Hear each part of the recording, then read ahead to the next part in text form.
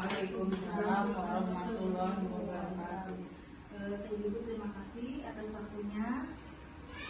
Saya akan berbagi praktik baik tentang budaya positif sekolah, di mana pembelajaran ini saya dapatkan dari pendidikan guru penggerak. Di antaranya kita akan membahas tentang budaya positif, di mana kita akan sebelum di sini kita akan membuat keyakinan kelas dulu, disetujui oleh siswa, guru, kepala sekolah, dan orang tua murid. Yang kedua, kita akan membahas tentang segitiga restitusi. Yang lebih kuat. Yang kedua, proses kolaboratif yang mengajarkan murid untuk mencari solusi untuk masalah dan membantu murid berpikir tentang orang seperti apa yang mereka inginkan dan bagaimana mereka harus melakukan orang lain. Kemudian, inilah pengertian dari segitiga restitusi. Apa itu?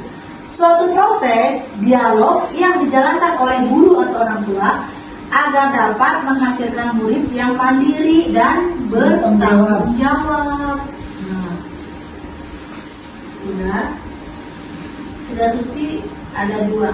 Bukan untuk menebus kesalahan, namun untuk belajar dari kesalahan itu. Yang kedua, memperbaiki hubungan dan memperkuat. Kemudian, tawaran bukan paksaan. Menuntun melihat ke arah diri sendiri, mencari kebutuhan dasar dan mendasari tindakan. Selain itu, fokus pada karakter bukan tindakan. Inilah ada 3 jenis restitusi. Jadi kalau kita ada masalah dengan cara seperti ini, satu, menstabilkan dulu identifikasi. Yang kedua, Willy? Validasi tindakan yang salah. Yang ketiga, Bu Willy, Mangga? Menanyakan keyakinan. Jadi betul, kalau anak ada masalah itu, kita menanyakan dulu bagaimana perasaannya. Kalau seperti kan betul atau tidak, anak akan berpikir, oh iya. Kalau anak marah itu wajar, anak sedih wajar, anak pukul itu kita diarahkan, karena kita mungkin bisa jadi dia akan membela diri, atau bisa jadi dia saat itu perasaannya lagi tidak bete, betul ini. Kemudian, kalau yang pertama stabilkan nanti akan guru sudah apa? Guru berkata berbuat salah itu hal yang manusiawi, tidak ada manusia yang sempurna. Ibu juga bermasalah, kita pasti bisa menyelesaikan permasalahan ini. Atau Bapak Ibu tidak tertarik untuk mencari siapa yang benar, tertarik untuk menyelesaikan masalah. Jadi kita nggak usah saling adu hitam, tapi yang penting anak merasa dia bersalah, merasa dia aku ini melanggar aturan, dia kan dengan sendirinya akan berubah dengan sendirinya. Yang kedua, validasi tindakan yang salah. Guru harusnya berkata, kamu bisa saja kan lakukan hal yang lebih buruk, tapi kamu tidak akan lakukan kan. Yang kedua, kamu pasti punya alasan mengapa. Gitu. Anak itu mukul, kita tanya, alasannya apa? Kita harus menghargai dulu yang mukul nih. Kita kan nggak tahu masalahnya, apakah yang lawannya itu duluan ngejek, kita kan nggak tahu. Kemudian yang di bawahnya lagi, coba beli, maukah kamu? Apa yang penting bagi kamu? Apa tidak? Kamu boleh tetap berusaha membela sikap itu, tapi tambahkan sikap kamu itu yang baru. Betul. Terus, maukah kamu belajar cara lain untuk mendapat yang kamu butuhkan? Betul. Jadi di sini itu guru itu harus mengidentifikasi dulu masalahnya apa gitu. Jangan langsung ngejas ya, karena kita nggak tahu apakah dia mukul karena dia diejek atau dia direbut makanannya, kan tidak terjadi. Saya karena kesal. Yang terakhir, dan menanyakan keyakinan. Guru tuh berkata, bagaimana boys? Apa nilai yang kita percaya di kelas sekolah kita? Nilai-nilai universal apa yang telah kita sepakati. Kelas ideal itu yang seperti apa sih? Kamu ingin jadi anak seperti apa? apa yang kamu rasakan ketika kamu melakukan itu? Kamu menjadi orang seperti apa? Betul. Jadi guru harus mampu menanya ke anak, dia akan jawab dengan hati nurani dia. Dia akan bertanya, oh aku maunya itu kelas itu damai, aku bahagia. Berarti tidak ada permusuhan, tidak ada pemukulan. Kemudian aku maunya anak seperti apa? Dia akan berpikir, aku mau pinter bu, aku mau hebat bu. Nah, seperti itu keyakinan kelas. Nah, sudah, terima kasih. Kemarin materi yang saya terima untuk satu itu tentang filosofi Yudhawantara, yaitu tentang guru harus dan terus selalu mengutamakan murid. Itulah dari harus kolaboratif, kerjasama. Karena kita nggak mungkin unggul masing-masing. Kalau sekolah sama guru, sama orang tua dan siswa. Kemudian orang boleh muter.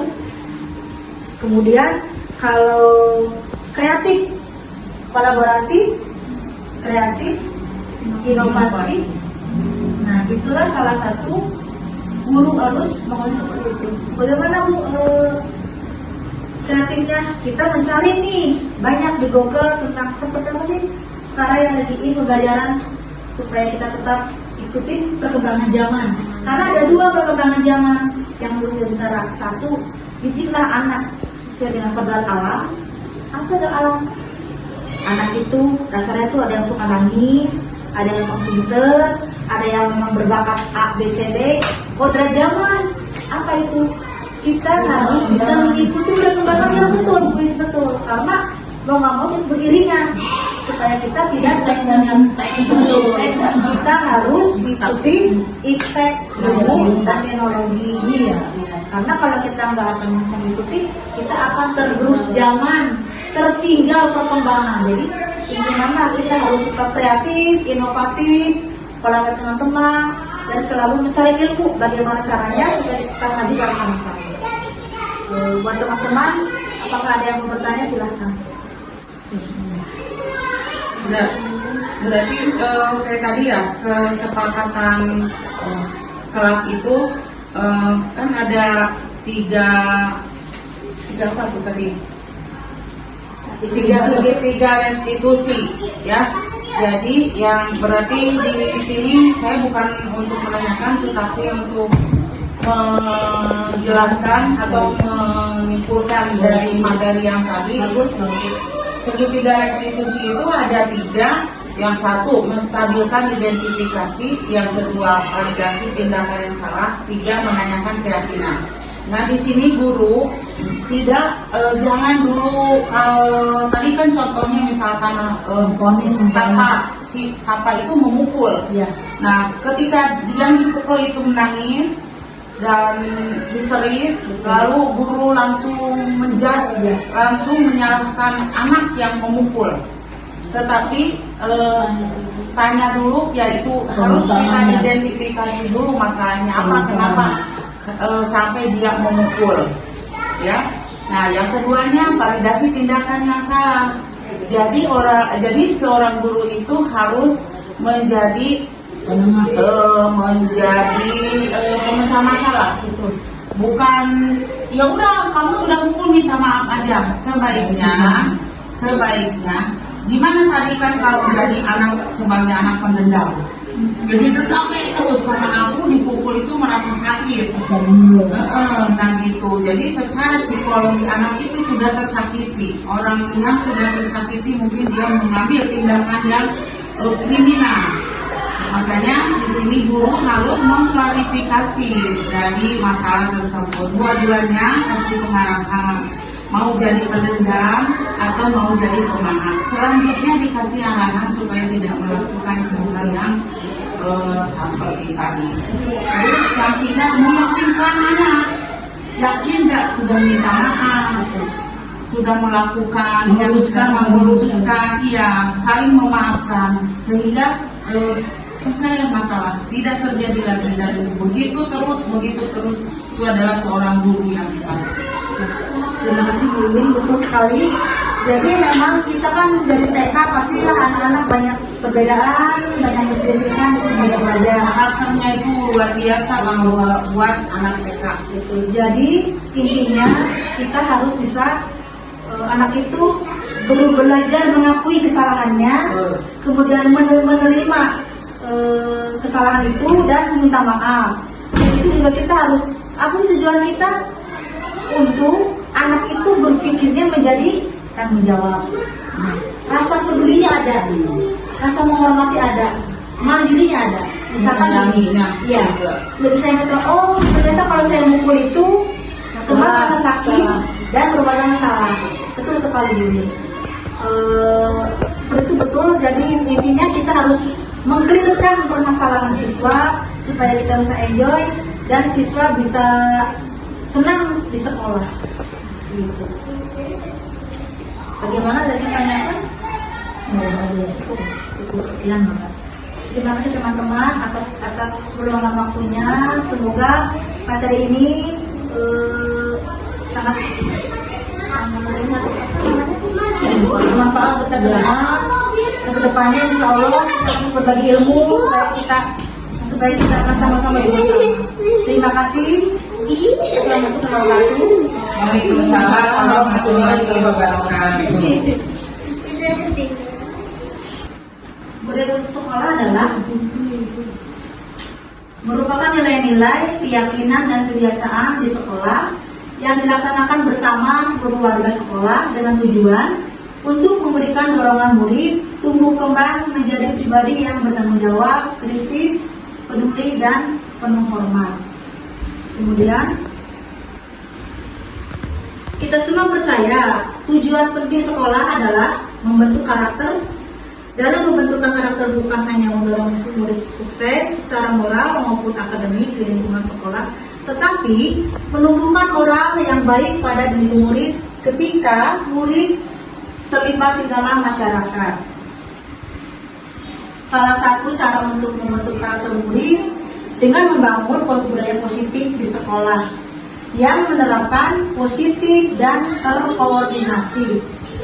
Melibatkan semua peran warga sekolah, bekerja sama dengan orang tua, serta membekali mereka dengan informasi dan alat untuk mempraktekkan disiplin positif. Para guru dapat menerapkan budaya positif yang diartikan seperti manajer. Ini Bu contoh yang paling terbagus. Kita guru harus menjadi posisi sebagai manajer, yaitu apa? Di kelas dapat mengatur semua kegiatan positif bisa dilaksanakan dengan menyusun kesepakatan kelas dan melakukan pendekatan positif segitiga restitusi pada murid yang mengalami masalah disiplin. Nah, kemarin kita bikin ya di sekolah sudah dibikin kesepakatan kelas, diantaranya berisi apa? Peraturan yang baik dinyatakan dengan kalimat positif, mudah dipahami, dan sejak awal murid semua yakin akan melaksanakan bersama. Coba teman-teman kalau ada yang tahu kemarin contoh yang kita buat bareng-bareng, misalnya seperti apa kesempatan kelas atau kegiatan kelas? Kesempatan kelas mengelola sampah. Betul, bersihkan teman, betul, Bersihkan tempat bekas mainan anak-anak. betul. Lalu kita lagi mainan. Batu pada pelaturan di sekolah. Nah, langkah lengkap itu adalah satu, murid dilibatkan. Jadi bukan cuma guru yang berperan, murid dilibatkan. Kemudian harus dengan kalimat yang positif supaya anak merasa nyaman dan mau mengikuti aturan tersebut. Kemudian sudah dilakukan, ditulis, ditempel di kelas. Setelah kita bikin semua bersama, tempel. Nah, ini ada aturan baru. Siswa harus berusaha untuk mengikuti aturan tersebut. Kemudian penentuan sanksi murid dilibatkan untuk menyusun dan ditulis, ditempel di kelas. Pengingat, dibutuhkan kesabaran dan ketelatenan saat dilakukan dan terus berlatih. Kesepakatan kelas harus disahkan secara bersama. Sering diingatkan dengan kesepakatan yang dibentuk setiap melanggar dikembalikan lagi kesepakatan. Misalkan gini, si Safa itu berbuat Misalkan dia merebut pena teman, nah, nanti kita sebagai guru jangan langsung nggak boleh, tidak seperti itu. Coba Safa, Mas betul tidak? Jadi dikembalikan. Iya betul seperti itu. Misalkan dia kan bilang tidak, nah kan nggak ada kesepakatan. Bagaimana? Dia akan merasa oh aku melanggar, oh aku sudah tidak konsekuen. Nah, jadi anaknya akan sendirinya akan merasa bersalah gitu. Dulu jangan langsung kamu salah, tidak. Nah seperti itu. Nah ini contoh yang kemarin kita disebutkan anak-anak ya. Nah, restitusi apa itu? Di sini ada 2 penemuan tentang restitusi. Yang pertama, proses menciptakan kondisi bagi murid untuk memperbaiki kesalahan mereka sehingga mereka bisa kembali pada kelompok mereka. Harus kolaboratif, kerjasama. Karena kita nggak mungkin unggul masing-masing. Kalau sekolah, sama guru, sama orang tua dan siswa. Kemudian, boleh muter.